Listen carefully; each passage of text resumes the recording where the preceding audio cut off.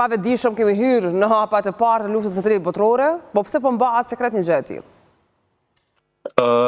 Zoja Ihona, me gjithë respektin, ne kem pas edhe paraqitje publike nga studio kur admirali Rob Bauer i NATO-s, admirali i NATO, ka deklaruar se voni gati për 72 orë ushqime, drita, etj.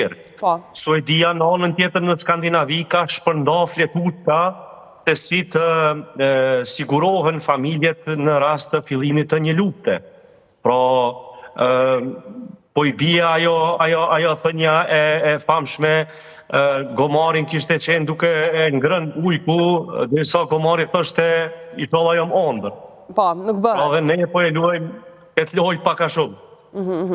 Por, në fakt, ne shumë shpesh kemi folur, Stamniku bashkë edhe për faktin se do të ketë një ndryshim të rendit botror. Pra, lufta e tretë botërore do të sjellë një rend të ri? Absolutisht po, dhe këtu është qëllimi final, sepse ndikimi i ushtrisë amerikane dhe i fuqisë dollarit amerikan, edhe në aspektin financiar edhe ushtarak, po lëkundët, mos them që po bie, qysh prej themelimit të BRICS-it, pra marrëveshjes shteteve të Brazilit, Rusisë, Indisë, Afrikës Jugore dhe Kinës.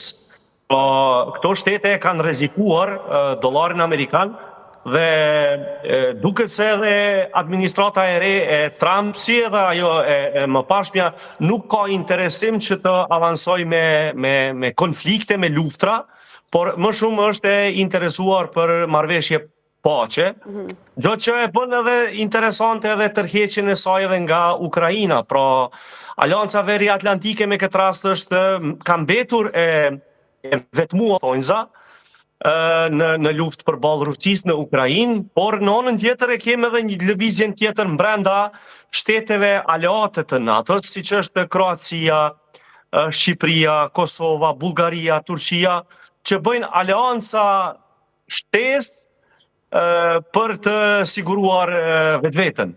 Po kush po e do më shumë luftën atëre? Kush po e do luftën më shumë? Edhe njëherë të lutem? Kush po e do luftën më shumë me këtë logjik? Ne kemi tek aty janë korporatat multilaterale të cilat i shtyn luftrat. Pra, interesat e korporatave i bëjnë që të shtyhen luftrat përpara, konfliktet apo edhe agenda tjera.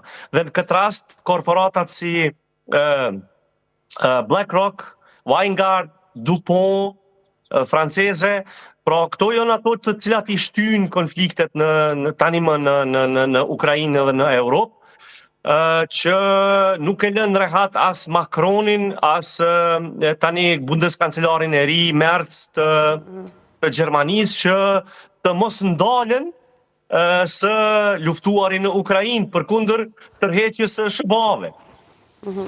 E kuptoj, por megjithatë ne pam një operacion të suksesshëm, madje të lirë përballë gjithë atij armatimi rus të Ukrainës në Rusi, dhe unë e pyeta edhe Makollin se kush qëndron prapa këtij operacioni, të thjesht në sy të parë, por i menduar mirë strategjikisht. Bashkë po më intereson cila ishte përgjigjja. Në fakt, unë e pyeta nëse kishte një involvim të Britanisë së Madhe, sepse mua kjo më intereson se aty të çon më shumë. A kam të drejtë ajo?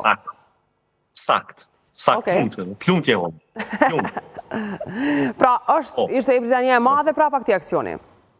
Po pra, komplet operacioni i cili është kryer me ato maunet e mëdha të cilat janë dërguar dhe lokalizuar afër aeroporteve dhe bazave ushtarake ruse brenda Rusisë, të gjitha ato maune shlepera që i thojmë na, brenda tyre që kanë qenë të vendosur dronët e vogël, ata këtë projekt qysh më shumë se një vit e kanë analizu në detaje dhe e kanë implementu tash së fundmi, por ne e themi nuk keni pa gjë akoma.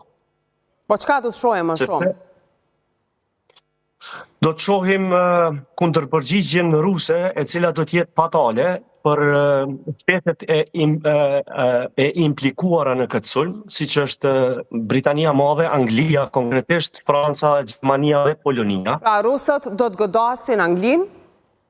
Po do të fillojnë me sulmet kibernetike mas pari, shkëputje interneti, kriza të komunikimit financiar, bankar, shkëputje të komunikimit dhe të rrjetit rrugor si trena, tramvaja, sepse atje në Evropë më shumë lëvizet me tren dhe tramvaj se sa me mjete tjera të transportit. Pra do të përballen me një kaos që nuk do të mungon as aktivizimi ndonjë sulmi me eksploziv, sepse ne zyrtarisht e dim që Wagneri ka marrë fund me vdekjen e Prigozhinit, por Wagneri në fakt të gjithë ushtarët e Wagnerit janë të implikuar dhe të maskuar si refugjat Ukrainas dhe të vendosur nëpër Evropë. Dhe ata presin sinjalin e parë kur do të aktivizohen atje me operacionet e tyre të cilat vetë se i kanë. Pjesëtarët e mbetur të Wagnerit janë nëpër Evropë të kamufluar si refugjat Ukraina, sepse në realitet ata nga pamja nuk është se dallojnë edhe shumë, dhe mund ta as pamja, as gjuha, as sjelljet, ata janë një kulturë, ata janë një kom. Se na kanë thënë që nga këto që lexojmë natyrisht, se nuk kemi burimet tona atje, por ne shohim një parashikim, një supozim se ka edhe shumë Ukrainas që janë në Rusi. Po, absolutisht, po. Ata janë, shiko, duhet me kuptun një fakt. Ukrainë, Rusi është sikur Kosova me Shqipërinë. Matje, besoj që ne dallojmë më shumë. Se në dialekt ne mund të ndryshojmë, të dallohemi, por ata nuk dallohen fare. Jo, e kanë gjuhën e tyre specifike, si për shembull Gostivari me Shkodrën, që ndoshta nuk do të mund të migrëshim vesh me dialekt, por është një gjuhë, një kulturë, një brum me një farë forme. Dhe shetë mundshme, por duat këtejmë edhe njerë të kjo që njërzimi e flet vazhdimisht, pra ka parashikime të ndryshme se kur do ndodhë një luftë e tretë botërore, a do të ndodhë, si do ndodhë dhe cili do tjetë fundi. është e pashmangshme ajo. Nëse ndodhë, po ta zëmë që le ta themi dhe le ta besojmë që do të ndodhë, ku përfundon gjithë shka? A do të ketë ndryshime kufish? Ku cili shtetë do të ekzistoj më fare? Dhe janë njësa fyti që dojmë përgjigje? Mas pari, do thonë, nëse ndodh lufta, unë nuk e përdori më këtë term, por atëherë kur ndodh, sepse tani më kem hyrë në një fazë të pashmangshme të përballjes luftës së tretë. Atëherë me që je ka që bindur, Slavniku, me që je ka që bindur, ndjes që po të ndërpres, kur nis gjithë shka pra? Absolutisht, zoja e honë, unë nuk po shoh marrëveshje apo dritë në fund të tunelit për një marrëveshje paqësore të transferimit të pushtetit global. Sepse tani, si qysh dikur në vitet 40, kur ka ndodhur transferimi i pushtetit global nga Britania e Madhe në SBA, i njëjti pushtet global tani do të transferohet në një qendër tjetër botërore. Kur, me datë duam ne? Slavniku, me datë? Shiko, me datë, unë do ta thoja pa dyshim. Në aspekti më të gjerë, në kuptimin e do të nisë diçka në verë, në pranverë, ju e dini që absolutisht si vjetë do të filloj, se sa dhe kur do të përfundoj, nuk e di, po e di një fakt tjetër. Jam i sigurt në formën e luftimit në luftën e tretë botërore. Si do t'jetë, Të gjithë e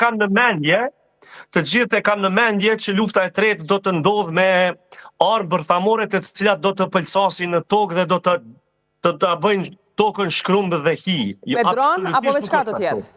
Se me shpata jo se jo? Jo, absolutisht nuk është ashtu. Shikoni, tani dikur armët nukleare janë vendosur dhe janë stacionuar në tokë, në për tunele dhe bunker të ndryshëm që kanë pas derë speciale që janë hapë dhe kanë dalë raketat nga toka. Tani, nga viti 2020 e këndej, të gjitha armët nukleare, shtetet e fuqishme, globale si SBA, Kina, Rusia, Franca, i kanë stacionuar në satelit. Do në hapësir janë ato. Dhe forma se si do të lansohen ato dhe si do të eksplodojnë ato është High Altitude EMP, është këtu e kom. High altitude electromagnetic pulse. Pra, electromagnetic pulse është pulsi elektromagnetik